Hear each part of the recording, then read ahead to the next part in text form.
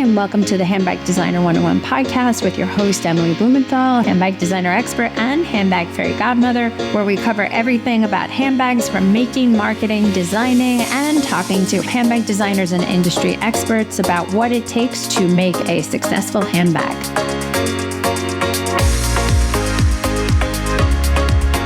Welcome, Coral Chung, to the Handbag Designer 101 podcast. Coral, you are the founder and CEO of SENREVE. Thank you for having me, Emily.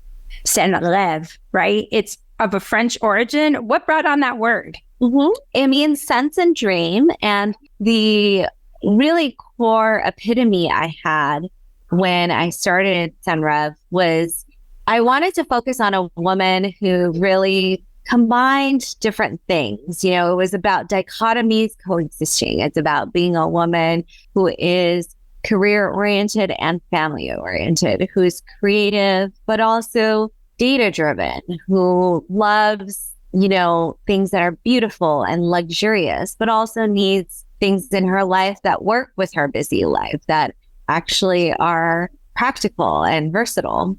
So I really like the combination of sense and dream and this idea that you could have the fantasy with the everyday. And there's this idea that you could juggle many things and you could have opposing forces combined to create something new. So that's really the inspiration for the birthing of SENREVE. So let's take it way back. Where are you from originally? So I actually was born in China. I was born in northern China, Manchuria, and I moved to LA when I was 5. Do you remember moving? Like the whole process of being new? Oh, I have very clear memories of a lot of these things, which is fascinating because I think it's very formative and really kind of guides how I think about the world and how I built SENREVE, but also just being really always thinking of myself as very bicultural, as a global citizen and having ties, to a lot of different places in the world, and also not being afraid to go to a new place and take risk and so forth. So I feel like that was a really critical formative experience. So my parents were both grad students, and so they moved to the States when I was a baby, and I was with my grandparents for a few years before they felt ready for me to immigrate. That seems to be very common. I mean, So I think during that time, it was just really difficult for them because they were going to school full time, but obviously they needed to take on other jobs and not to generate some income. And so they worked late every single day. My mom had random odd jobs. I mean, she was a chemist by training and in China was a chemistry professor, but in the US, while she was going to school and learning English and so forth, she took on so many random jobs, from waitress to nanny to Sunday school teacher to, really anything that was available to her. And my dad was an engineer and, he was studying computer science, but then he also became like a chef at a restaurant. So anyway, they both worked so hard, pretty much 24/7. So it just didn't make sense for a baby to be living in that situation. Do you remember the flight coming over? Do you have enough of a memory? I remember. Who came with you? I came with my grandparents, and I think what I remember most was I had a lot of expectations about the US. There's a lot of like sayings that I had in my mind, right? That as a little child, I interpreted very literally, So for example, I heard a lot about the American dream in San Francisco. The Chinese way of saying San Francisco has the word gold in it, right? So I imagined all these things. And then, I heard about like Disneyland, and I just had this impression that like America is so amazing, and the streets were lined with gold. Everybody's dreams came true, like very little. And like, I would be living in some kind of fairy tale land. Basically, Disneyland is like, yeah. So that was my impression. And when you have high expectations like that, of course, it's the reality is not going to meet your expectations. Especially and you didn't speak English, did you? I didn't speak English. And also my parents they were still struggling and establishing themselves. So my grandparents had a really lovely house in China with a really big yard, and they, it was beautiful. They grew strawberries and they had a cherry tree, and I grew up with my cousins, and it was quite, it was really nice. And when I moved to the US, my parents were in a small 1-bedroom apartment. Right. They had a roommate and there were cockroaches, and it wasn't the nicest situation. Right. And so I thought, wow, this beautiful land of dreams turned out to be something not so nice. But with your question about the flight, what I do remember is landing at LAX and going to the bathroom at the airport. And I remember telling my mom at the time, oh, the bathroom smells nice. I guess they had some the Lysol. They had some, air freshener or something like that. So that was good. That was a good thing. But then I exited the airport. I was like, ooh, it's kind of smoggy. And where is the Disneyland? Right. So that was my first impression. And then I started preschool and then kindergarten. And not knowing English was obviously a really hard adjustment. I just remember the first day of school, I was really thirsty, but I didn't know how to say water. So I was just kind of like, trying to explain to the teacher, So that was also a big adjustment. But again, it just informed my risk profile and just my resiliency. And I think it was really ultimately a critical experience in my life. Were there other Asian kids in your school? There were. Yeah, there were, but nobody spoke Mandarin to me. Right. Yeah. And I think my parents were very keen on me learning English quickly. So they just put me in an environment to be able to learn English. But then, what's interesting is, of course, as a 5-year-old, you learn things so quickly. And within a few months, I was speaking English fluently. I was reading books. I was, it's just incredible how quickly children can learn. Yeah. And so at that, the real level, she's going to forget how to speak Chinese, right? So then they got worried and started sending me to Chinese school after school and tried to immerse me in more Chinese culture. And so make sure you have as much homework as possible. So and like learn math, and whatever, things like this. But I remember I was requesting to eat McDonald's and all the, get a Happy Meal and stuff like that. And then they realized, wow, she's really getting immersed so quickly that we need to do a better job of maintaining our roots. Yeah, retaining the different cultural, not just the language, but really the cultural elements that make her tied to her roots, right? So they really emphasize eating Chinese food and watching, I watch the news every day. Soaps. Right. I watch the Chinese soap operas, all of that, right, which I enjoyed. And so I think that really helped me retain my interest and also my language capability. Was there an expectation that you needed to be a high achiever? Absolutely. I'm an only child. And so I think my parents were they had extremely high expectations. Everything had to be perfect. Everything had to be the best. There was really, but I also didn't, I know some people rebel against that. I did not. I kind of adapted to that expectation and I performed. I was very high achieving throughout my childhood. And I didn't have this experience of saying, well, no, I don't want to do that. Right. Except, I ultimately had to quit piano because I wanted to focus on dance. But basically everything I pursued, I really pursued with excellence. It was 110% plus. Yeah, I pursued it with excellence. Yeah. And I think that was tough, and it was a lot of pressure. And I think as a first generation immigrant, you always understand the struggle and the sacrifices that were made. And so I always feel a responsibility.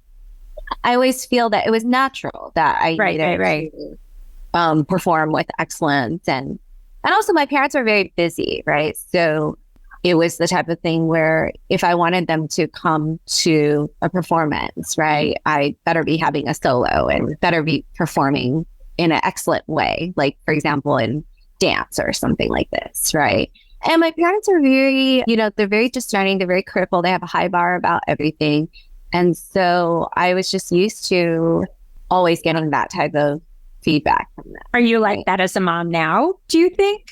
Or are you a little bit more I try to be more balanced. But, I think ultimately how you grow up is how it's like deeply seated in you. And so I have to catch myself and not just do that, right? I have to consciously change directions, and it requires a lot more effort versus just letting your subconscious kind of take over and do what you feel is natural. So sometimes I have to do things that don't feel as natural with my daughter. But, my 10-year-old, I have a 10-year-old and a 2-year-old, and my 10-year-old is incredible.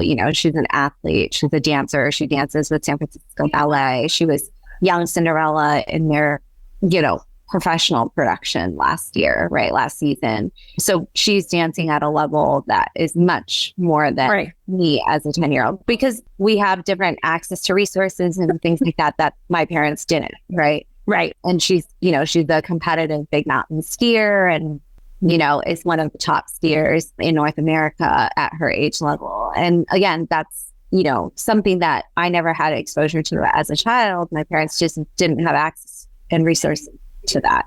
But I tried to focus on it being fun and interesting for her and challenging. But, I do think there's pressure for her to be if she said, I don't think I want to dance anymore, would you be like, that's okay, I get it, let's just focus on something else? Or would you be like, okay, no, you've committed, let's see this through? It's interesting that you bring this up because I think it's a very topical thing. I think as she evolves, she's kind of entering that preteen phase, right? Yeah. And so I think a lot of things will change. Actually, previously, she was very good at Kung Fu.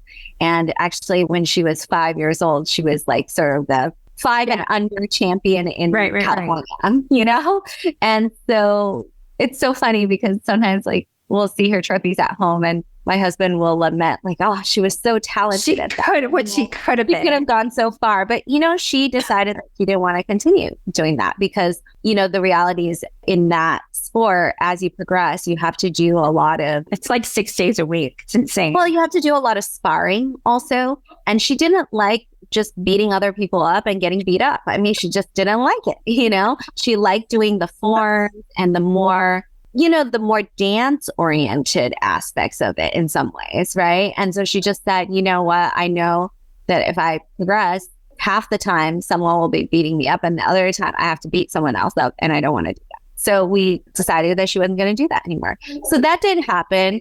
And, COVID changed a lot of things too. She was playing musical instruments and we have a beautiful piano in our home and we relocated during COVID to Wyoming. And I saw that. I thought that was a joke. Well, we didn't have a piano there. We got a keyboard. And, it's interesting. She just really lost interest and she stopped playing. And my husband is very musical. My daughter's name is Aria. My 2 daughters have very musical names, Aria and Cadence. And, music is really important in our family. And so she stopped playing piano and that was sad. But, it is what it is. I think it's too difficult to force something, right? And so I kind of believe in intuition and the natural flow of things. Yeah. And so to your question about dance, if she were to see that, for me, I think the conversation we would have is probably similar to you. It's like, hey, we've committed to this period of time or this year, let's see this out. But at the end of this year, we can reevaluate, or at the end of this commitment, whatever that is, right? And we can reevaluate whether or not you want to recommit. If I can, because all of this is a very interesting segue into what you've done and, giving this 110%. I know you went to Penn, right? You have to be pretty smart to get in, some say. I'm assuming you had your act together. You were pretty solid. You go into finance, correct? Of some description. Talk a little bit about, going there, getting your degree and then getting your MBA from Stanford and how all of that led to you becoming and falling into handbags. Because, I told you, I started my handbag brand when I was getting my MBA. And that was something, even for my parents, that was a difficult thing for them to understand. Here I am, I was fortunate enough, they paid for school for me. Getting that extra degree with my family was really important. And here I am having the opportunities all over the place. And I was like, I think I'm going to start a handbag brand. I have an idea. I have a concept. I have it all mapped out. I did all the work in business school. This is how I'm going to do it. So how did your formative work years take you to SENREVE? I think what is really interesting is I feel like my path makes a lot of sense. It's so interesting because from the outside, when you describe it, the way that you describe it, it's kind of like, whoa, it seems so random. Like, how did you end up here? Right. But actually, it's very interesting how logical and methodical, cohesive it is. Yeah. So, I always had this very bicultural upbringing, and I felt that I was always interested in international business. So my parents became, after grad school, they had a few other jobs, but they ultimately became entrepreneurs, right? So they went from technical academic people to entrepreneurs and had various entrepreneurial ventures. And so again, as an only child, I was immersed in that. And so I think that was deeply seated in me that someday, I would start a company, and, I don't know what it is, but it's just like so natural. You knew. There's not a lot of fear around it. And it was not always at the top of my consciousness, right? It was sometimes very far away, but it was just always there because, I think as an adult, when I reflect back on that, I feel like what a unique experience. But during that time, I didn't think anything of it. That was just my life. That was my childhood. I would go into the office with my mom. I would ghostwrite emails for my parents. When I was 10 or 11 years old, I would write like emails to partners or lawyers or whatever, because, I was a native English speaker, right? And so, and it's so funny. I learned how to write these business emails, like, dear sir and madam Colton. That's awesome. At the time, again, I was just like, oh, this is fun. This is normal. It was so natural. Like, okay, this is what I do after school. I'm going to go to work. Yeah, this is what I do. Again, I remember being a teen, on the phone negotiating with a partner that was, there was a frustrating situation and helping with that negotiation, right? I don't know if the other party realized the situation, but I do remember one time someone was on the phone with me and they were like, are you 12? And I was like, no, I'm 13. So anyway, that was just NPS. Big difference between 12 and 13. So respect. Yeah. So give me some respect. Yeah. Come on. And so my parents, because I was an only child, they didn't have childcare or anything like that. They brought me to every business function, business meetings. I traveled with them. I was just immersed, right? And kind of, it created some interesting opportunities for me. Like, I was never afraid to interact with adults, right? Because I didn't have a sibling. So I was mostly interacting with adults. I was mostly interacting with people who were older than me. And I would be at these business dinners. And back then we didn't have devices and stuff. So sometimes I would read a book, but most of the time I was highly engaged in what they were talking about. And I actually understood what was happening. And I remember, Coral was networking. You were networking. Yeah, that's it. I didn't realize I was, right. I was, right? Yeah. And so I remember there was one dinner that I went to, and it's so funny because I think to the adults at this dinner, they probably just felt like I was some kind of novelty mascot type of thing. They would provoke me, right? They would ask me these questions. They would be like, literally, sometimes they would be like, oh, I heard you dance. Can you do a dance for us right now in the middle of dinner? And I would be like, sure. But so it just gave me a lot of resilience. But one time I remember this guy, I think he was being kind of obnoxious, but he was just asking me all these questions. He's from China and he was asking me like, oh, what's so great? Was it in Chinese? Yeah. He was like, what's so great about being in America? And, I was explaining these things to him and he's like, but ultimately you were born in China, so you're not really American. You can't even run for president, right? I remember he was challenging me. And I was really little. I think I was like 9 years old or maybe. Yeah, I was definitely like younger than teen years. I was maybe 9 years old, maybe 10 years old, right? So I just had a really snappy response. I was like, what are you talking about? We could change the Constitution, And so he was really impressed by that. Unlike China. So yeah. Exactly. Yeah. But like, it was so interesting. He was so impressed by that I guess like a year or two later, I remember he had one of those really cool folding cell phones or something like that. And I just was playing with it, or I just said, oh, that's so cool and whatever. And so anyway, a year later, my dad gave me a present, and it was from this guy. And he said, you know, I was so impressed by our interaction. I had a little note that was like, oh, here's a present for the little girl who wants to change the Constitution. So how cool is that, right? It's like these experiences that were totally ad hoc. Right. But, and again, even that interaction at the time, I didn't think was special. I didn't think anything of it, you know? And I was just like, cool. He gave me a present, you know? Yeah. But now that I think about it, I'm like, wow, that's really cool, right? Yeah. But old kid, I did something. It was a memorable interaction. And, you know, he kind of thought about it a year later and whatever, got me this thing. So I just had many experiences like that made me feel like someday, you know, I would be a business person. I would be straddling multiple cultures and being an entrepreneur. And so when I went to Penn and Wharton, I actually had a very clear vision for what type of training and what type of experience I wanted to have in college for that. And so I did this program at Penn and Wharton called the Huntsman program. It's a dual degree program. It's only for around 30 to 40 students every year. You have to have a language that you're essentially a native speaker of other than English. And so that's a very difficult requirement, right?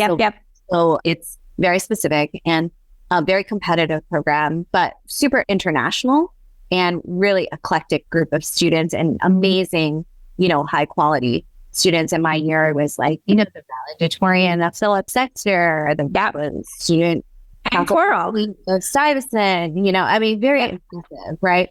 And I remember I showed up just a girl from California and feeling so intimidated, like I didn't really know finance and investment banking. Right. I remember some of the boys were like, you don't even know what Goldman Sachs is? Like, why are you here? I had one of those experiences when I had a flyback interview with Oppenheimer.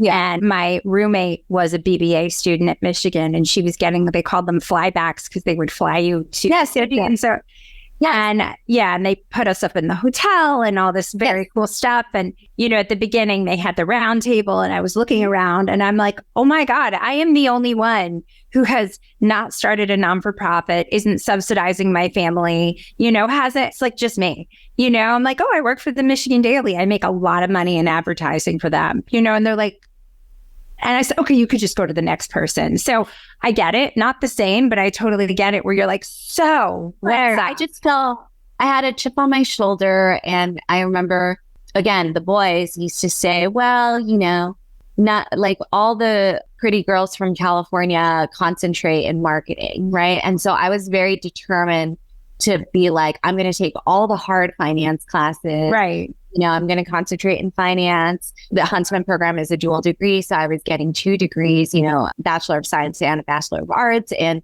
you know, all in 4 years plus a study abroad. So it was like a lot. So I took on a lot in college. But again, it's this, you know, I was I wanted to pursue excellence. I also didn't like that people were telling me or just sometimes it was very overt and sometimes it was quite subtle, right? Yeah, totally.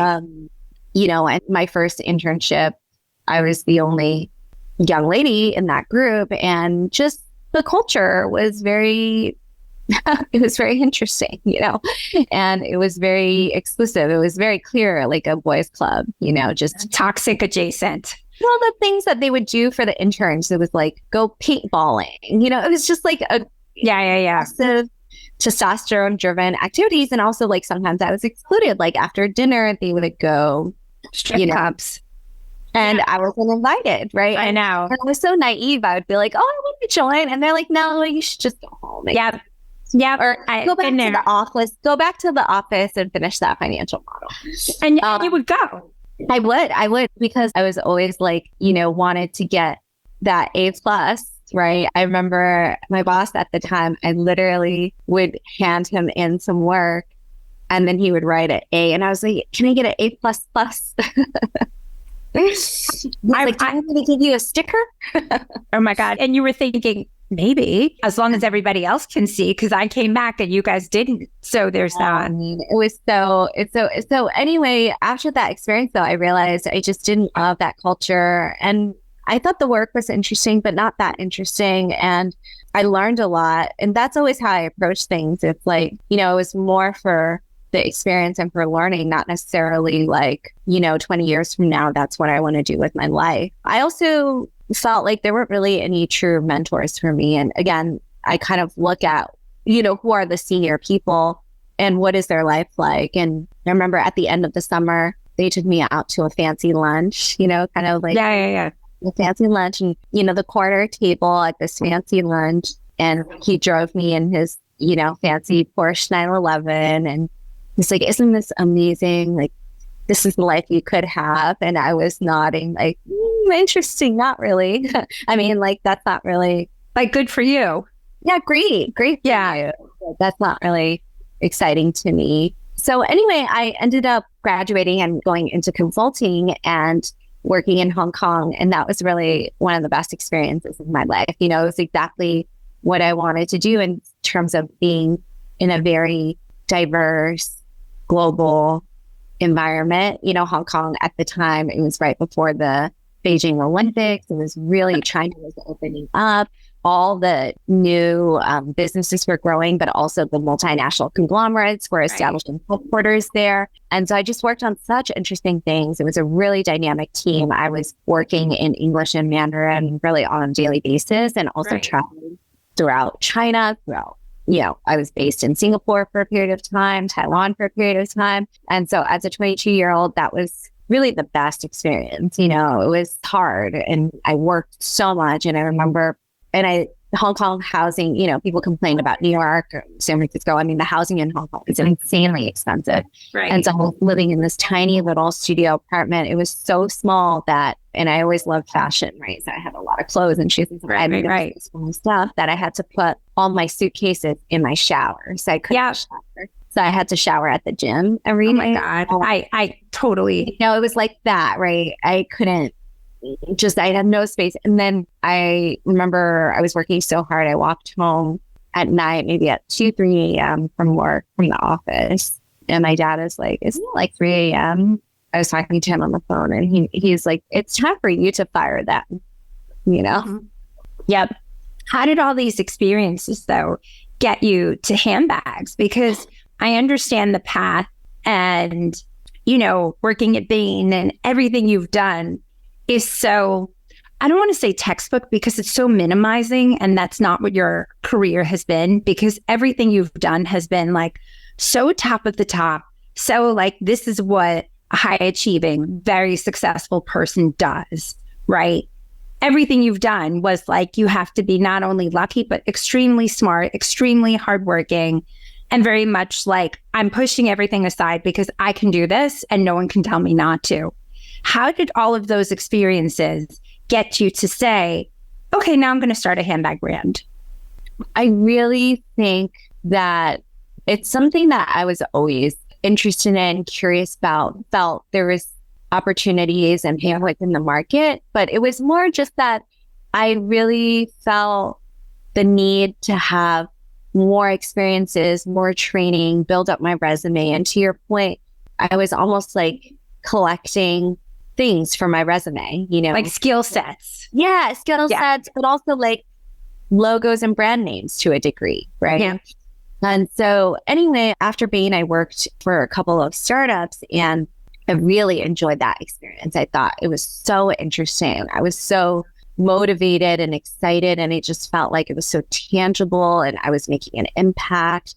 And so that gave me this instinct of like, ooh, I think I could do that too, right? And I also started meeting other founders and I realized that, sometimes they just had a business background like myself where they were ex-consultants and just saw this opportunity and started this company. And it wasn't the type of thing where they had specific technical expertise or they had specific industry knowledge. They just had an instinct and maybe point of view that was differentiated. And so I just felt like, that's something that I have too. And so I ended up going to Stanford for business school. And during that time, I really got more into luxury retail and started to think about that as more of a business opportunity as opposed to a passion and interest. And I met some great mentors in the space and ultimately had an internship at Prada. And that was a really formative experience.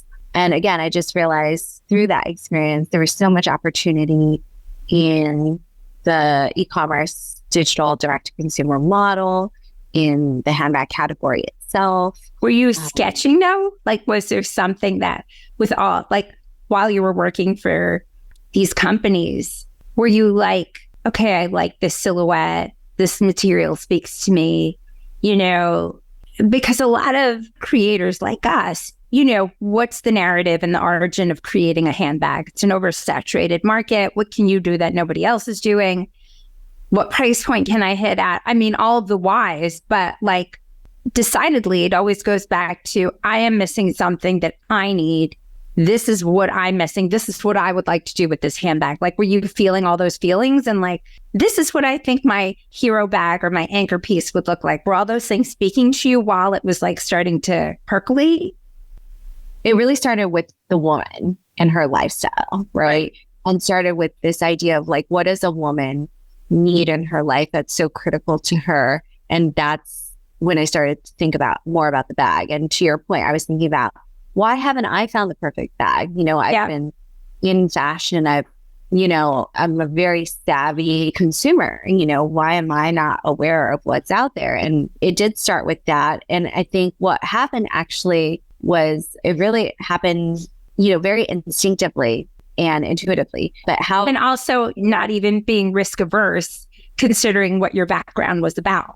Yeah. So how SENREVE started was I was at a conference. I was speaking at a conference in New York. And at the time I was working for a tech company, big data analytics company, very successful company that later went public.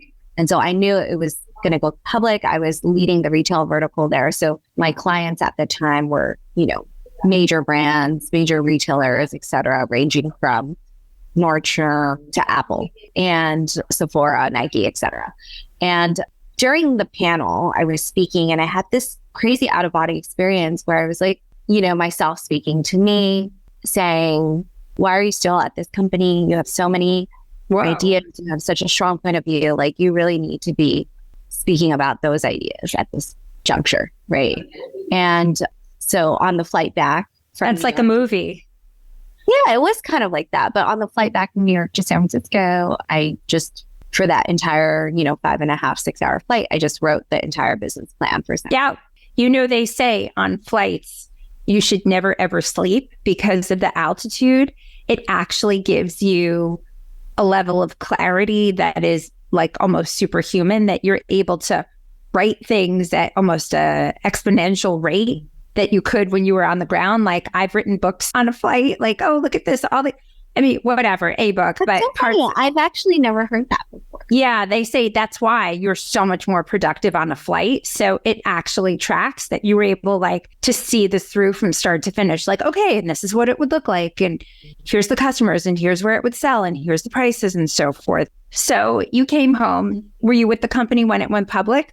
No. So that was a really hard decision because I wanted to start SENREVE but I also had, you know, I had stock options and I knew it was going to be worth something. And so I had to walk away from that. But basically what happened was I started executing different parts of the business plan and was, you know, SENREVE was sort of nights and weekends and I was still working at this company at the time.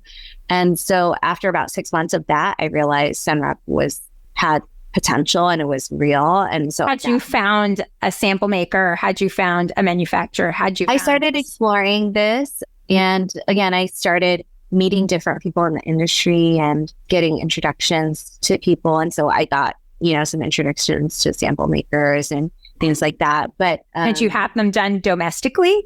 Your first samples? So at that time, I didn't actually execute on the samples yet. I left my job, my full-time job, and then I started working on that. You had the process and order of operations mapped out. And then it was like, okay, now I just need to figure out and make the product. And then I'm set. Yeah. Yeah. And I did some market testing and consumer research and things like that. Can I just to interrupt, and I'm sorry, what you're just saying is the case study that I always speak to, that homework is free, research is mostly free, but mapping out the product, the who, the why, and everything is always the way to go before you spend any money on actual product, because at least when you actually get to that point, you have it almost so narrow casted and down to a science as to this is what it looks like. This is who it is. I've already done my market test research. All I need to do is get the physical bag in their hands to validate what they already said. So not that I need to say I applaud this, but it just like, that's how it's supposed to be done. Yeah. And I think the reason I was able to do that had a lot to do with my prior experiences, my consulting training, my business training, and, my network, right? My relationships and my network. So all of these really factor into how things were started and the momentum I was able to generate in the early days. And then, was there anything that, like, once you hit the launch button, was there anything that, coming from your background, seeing your parents do what they've done, was there any fear or risk of failure? Because you can't be 110%. You can't overachieve with something that is so many factors are now officially out of your hands. Like, things go wrong that you can't control, right? How did you handle those situations? Yeah, I think there were a lot of challenging situations. So we started with doing some domestic sampling, and then I went to Italy a lot. And also at that time, I had a 3.5-year-old, 4-year-old child. So it was so hard. It was a lot. And my husband actually decided to launch. He was a investor at a large Silicon Valley firm, and he decided to launch his own fund. And so we were both kind of doing entrepreneurial things with a small child, and I was traveling all the time. He was traveling all the time. So there were so many things about how that time was really difficult and out of control to a degree. And so I think, you just have to manage through the chaos. I think back on that time, and sometimes I think it was quite fun, right? I think the time before you launch is really precious because it's just sort of it's your baby, it's your idea at that time, right? You don't have all the different obligations that you do after it becomes materialized. So I actually look back and really enjoy that time. But I took a lot of time to learn the business, to learn the industry, to learn the technical aspects of creating the bag, the design in and out. So I took about a full year to do that before we launched, right? So I met with countless factories in Asia and the US and Italy. And ultimately, I felt like Italy had really the hand and the quality that I wanted. And were you able to interact with the factories in an educated way? Because that's always a tricky step, because if you show up green, they treat you as such and you get charged as such. So, well, that's why I did a lot of pre-work, sampling and whatnot in the US. I just, again, had countless meetings, different individuals, groups. I just, at that point, was really up the learning curve and knew to ask the right questions, and I knew enough, right? I was up the learning curve at that point. So I think, that's one of those takeaways where it's important to do your homework and do that pre-work. Yeah, 100%. Sometimes it feels like a waste of time or it's going slower than you would like. But for me, it always ended up being useful. It was never wasted time. It was time that I needed to learn all of this. Yeah. Yeah. So where is SENREVE today, and where do you want it to be in the future? What is big picture SENREVE for you, Coral?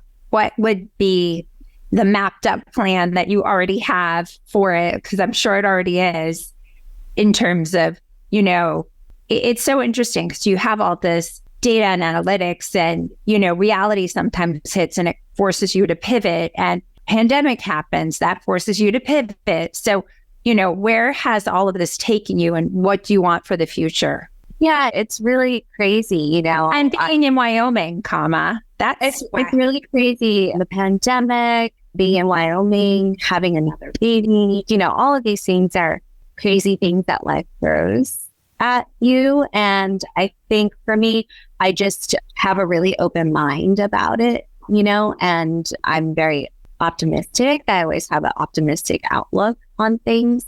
And when something bad happens, I always think about how, well, it's just more interesting drama for the book later, right? Yes, this appendicitis episode that I just had will make it into the book. Oh my God. You need a bag that's the shape of an appendix. I can't wait for the silhouette to come out. Well, it's funny because one thing that I realized is I generate a lot of energy from being creative. I'm just such a creative person. And part of that was suppressed during my upbringing because, I wanted to be on that academic, quantitative path, right? But I actually am very creative. So I did a painting and I commemorated it by calling it the appendix. So there will be a painting on the house called the appendix hanging in my office. That's amazing. So anyway, it's not literal. It's a very abstract painting. I am assuming but it's funny because is quite abstract. I had someone come look at it to frame it, and that person was like, "Oh, is it a painting of a waterfall?" And I was like, "Oh, that's so interesting." But anyhow, so the vision for SENREVE is really for SENREVE to be a iconic global brand, right? That's really what I've always wanted. I really want it to be just an impactful and valuable brand and product in a woman's life, operate at a scale that's really meaningful and impactful and continue to bring really beautiful and luxurious and versatile products into the world. We have a really high bar for every product we bring in. It needs to have a unique place. It's so thoughtful and considered and every single detail. And I think that's really our philosophy. And I think it's also hard, with the pandemic, with all the things that have happened. It's been a difficult journey, but I do think that it's very rewarding and super fulfilling. And there's nothing that makes me happier or more excited than to see someone, a stranger, wear one of our bags at a restaurant or at the airport or wherever. Or do you chase them down? I did. Stop. Just stop. Looking at. Oh, really? I would. And then sometimes people would. And there was one time I was in Philadelphia and I was at a museum and there was a woman. I was wearing an Aria bag and there was another woman with her child wearing an Aria bag. And she came up to me and was like, "Wow, it's so funny." And we had a great conversation. And so were you like, and then here's my Aria right over there. Yeah. And it's just so fun. I find that to be so rewarding. And I love the tangible nature of the products. I really love the development process and how creative that is. But I also understand, running a business is you have to wear many hats and you have to do things that sometimes don't play to your strengths or not the most fun things, but that's all part of the job, do things that are really difficult, make difficult decisions. That's also part of the job. So I am enjoying the journey, even though there are a lot of hard parts to it. And I do think that what SENREVE can become and continue to develop into is, it'll be always a product-driven brand, but I want it to have that lasting power, and that lasting impact. And I think, as the woman evolves, we have evolved, right? We really talked about our brand and our brand values and our brand story. And what is it that we're doing for this woman that we want to serve? How are we making her life more inspired? Or how are we making her day happier? Or how are we making her a little bit more empowered to have versatile products in her life? So that's something that's always constantly top of mind. And the other thing I find very fulfilling is working with a team of mostly women who are very passionate, very creative, very energetic, and I derive a lot. Are they in Wyoming now or they're still in California? We have a virtual team. Most folks are in New York or California, but we have folks in like Denver and Virginia. And I have a small team in China. I mean, we're very spread out. And I myself, spend a lot of time in New York. That's where the appendix situation happened. I had to get that appendectomy. You should have told me. I would have brought you a sandwich. Oh, that's neat. But thankfully, NYU hospital is a really great hospital. So definitely the one where you want your appendix to accidentally explode. It was really top-notch medical care. But yeah, Did you take it home? I guess you couldn't. No. That's really funny that you asked that, because the only other person who asked that was my mom. She was like, Listen, did you get it in a cooler to bring it home? And I was listen, she and I get her, I feel her, I respect her. We're on the same page. Listen, yeah, clearly. If she made you, then honestly, she knows what she's doing. So were you one of the women who took the placenta home and like turned it into pills?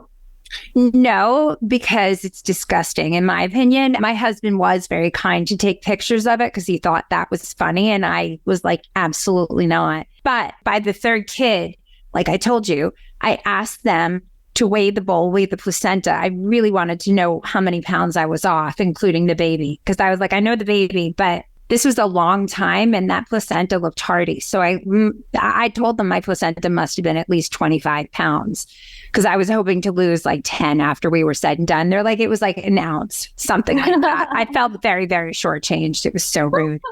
Coral, how can we follow, learn more, become more SENREVE stands? Talk to us. How can we get our hands on those beautiful bags? Well, we love community building, and really, I find women who love our products, they're all very naturally connected to each other. So I love that, and so please follow us on social at SENREVE. Visit our website at senrev.com. You can chat with us. You can reach out to us anytime at hello@SENREVE. We're always engaging in a dialogue. We're so feedback oriented, and we do as a team listen and talk about, everything that people share, comments and direct messages and things like that. So we love all of that. So please be in touch and reach out and look us up, follow us on Instagram, on TikTok, etc. Every platform. And that's SENREVE, correct? SENREVE. SEN. Damn, I blew it. That's what I meant. SENREVE. Mm-hmm. Fabulous. Coral, it has been an absolute joy. I'm so happy we are connected. Next time in New York, you must find me. We will absolutely go out and I'll bring you that sandwich. Sounds amazing. Thanks for listening. Don't forget to rate and review and follow us on every single platform at Handbag Designer. Thanks so much. See you next time.